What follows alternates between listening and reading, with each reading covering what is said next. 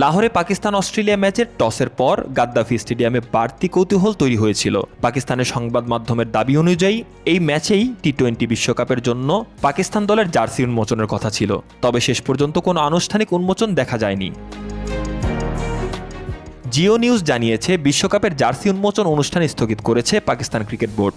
নির্দিষ্ট কারণ জানানো না হলেও পিসিবির একটি সূত্র অনিবার্য পরিস্থিতির কথা উল্লেখ করেছে।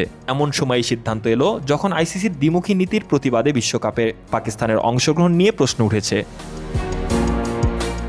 পিসিবি সূত্র বলছে, পাকিস্তান অস্ট্রেলিয়া সিরিজের দ্বিতীয় টি-20 টসের পর খেলোয়াড়দের অফিসিয়াল কিট উন্মোচনের পরিকল্পনা ছিল, তবে পরিস্থিতির কারণে তা পিছিয়ে দেওয়া হয়।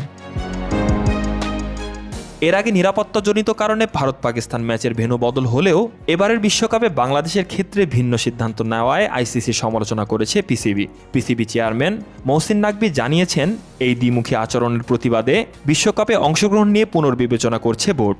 সোমবার এ বিষয়ে চূড়ান্ত সিদ্ধান্ত জানানো হবে।